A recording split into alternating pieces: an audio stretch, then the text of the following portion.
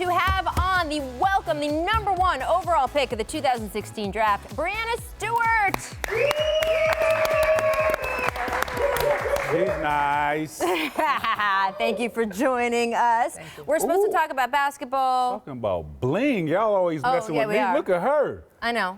Stop. Number 1 overall pick. Stop. You weren't the number 1 overall pick. I'm sorry. I wasn't, no. So, there you go. Well, more than just what she's wearing on her wrist, I got to just start with the car. We were going to start about basketball, but I'm sorry. You posted on your IG that you have some new wheels.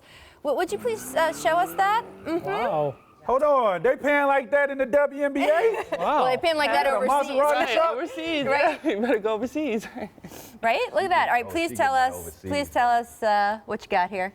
Brag a little. I have a Maserati Levante S Gran Lusso. It's a crossover. I love it. That's dope. It's fast. She got it on Saturday night. She drove it pretty much everywhere, and then she had to come down here. Yep. So she likes being here. First with us, car? let's be honest. That's honestly your first car? The one that I bought, yeah. Okay, all right. Yeah, what was your first car, Brian? Chevy Cavalier. Totally the same. 91. Totally the same. I'm also going to compliment your shirt, which I like very much. So there you go. Show the people. Do you feel pressure as a number 1 pick? Because we'll have a new number 1 pick coming up tomorrow night. How much pressure comes with that? Because the WNBA is always partly about playing basketball and partly about you have to help women's sports and all of that stuff that people always tell you. I think it is a little bit of pressure. Obviously, coming in, every year we have new faces coming into the league, and especially people are going to remember who's the number 1 pick. Yeah. And it's like, all right, let's see what kind of game you got. Yeah, absolutely. And do y'all sort of, do you have a little hazing come in for whoever gets picked first? Of course we have no hazing. No, never. Would never happen in any professional sports league at all. Everyone loves watching the Storm play. I especially just love the uniforms because of what they remind me of. What do you guys expect for the team this season? I think we're really looking forward to an exciting year. Obviously, year 3 for me, year 4 for Jewel, year a lot for Sue Bird. But just the fact that she's coming back, the fact that we have another year of experience under our belt. The past 2 years we made it to the playoffs but didn't get as far as we wanted, so we're looking forward to doing more this year. I got a question, and this is not a shot at women in basketball. Well, good, because you're going to be in your Listen, I had this talk. I think me and Rebecca Lobo had this talk during the Hall of Fame, and I was talking about doing something that gets, not your average fans, people that don't watch WNBA basketball. What can we do to get those fans to tune in? And I was like, why can't we lower the goal to at least 9.5 feet? Because I think for somebody that don't watch WNBA basketball, to have women dunking on other women would definitely bring more excitement to that game, and have, those guys that don't watch WNBA basketball tune in, and you get more fans that way. What do you think about that?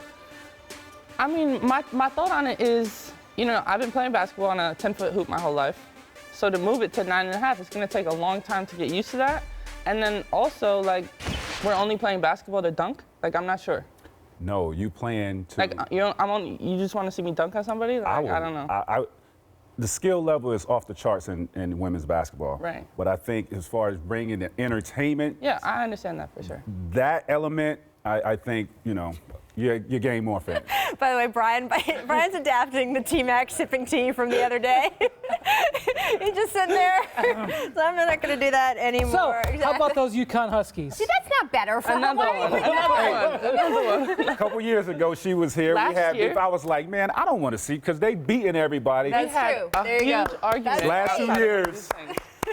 Last year. Last year, I just told someone about that. I mean, what is that like for a program that it is? Tracy's not the only one. A lot of people want to see your team lose. It's sort of a strange place to be in for a dominant team. Yeah, it's what happens when you're the best, though. Everybody wants to see you lose, and I think that, Notre Dame, they came out and they weren't scared of us. They weren't scared of UConn, and Arike played great. She had 2 game winners in the Final Four, and you can't ask for much more than that. I think personally for me, I've realized that the past 3 national championship or Final Fours that I've gone to, they've lost. So I'm just not going to go next year. You're out. You're the problem. But Breanna, doesn't it elevate what you did when you were there? Because it shows how difficult it actually is to have continued dominance. Yeah. I mean, shouldn't you just be like, hey, we didn't let this down when my group was there? Right. I'm sure she's mentioned that too. I mean, yeah, we've definitely talked about it, but it's still kind of a little bit of a sore subject with all the UConn people, so we're kind of just going to leave it where it's at. But, you know, winning 4 in a row is definitely not as easy as it looked. No And kidding. The time went by. The time went by so fast, but like you said, you know, the past 2 years, UConn losing in the semis, you know, people realize, like, no, this is really hard. And you mentioned, by the way, the women's Final Four, which was tremendous this year. And Yeah. that, to me, is the answer of how you get more people watching women's basketball is the WNBA Finals have been smoking the past couple Absolutely. years. Right. The women's Final Four has been fantastic, and I think that is slowly bringing people over.